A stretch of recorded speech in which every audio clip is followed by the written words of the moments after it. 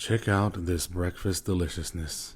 Biscuits made from scratch, sausage gravy made from scratch, with hash browns and an omelet to top it off.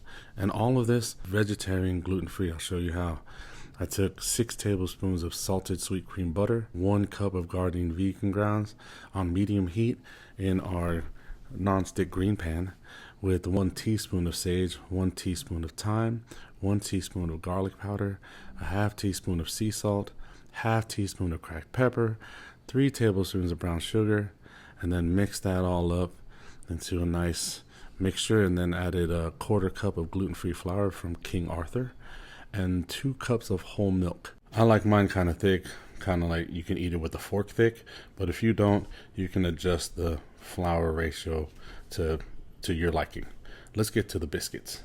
I poured 2 cups of the King Arthur gluten-free flour into a bowl, 1 tablespoon of baking powder, 1 teaspoon of sugar, 1 teaspoon of salt, 2 cups of frozen butter. Yep, I throw it in the freezer, and then I use a potato peeler to peel the flakes into it.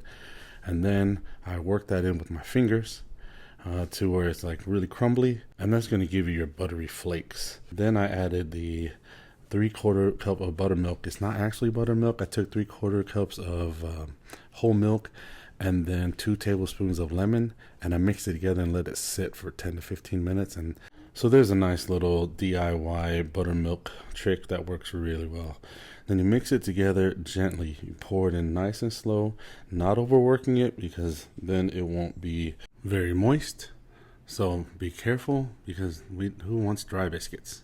Then you take your King Arthur gluten-free 1-for-1 flour and dust your work surface, and then you pour out your mixture onto the surface and gently pat it together, shape it, and then flatten it into about 1 inch thick.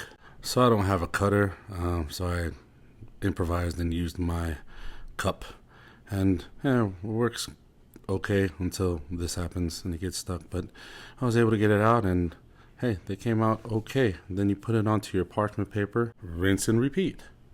And then as you cut them out, then you take whatever you have left there, push it all together gently, put it into one piece, and then keep cutting until you get to that last one, and then you'll have that.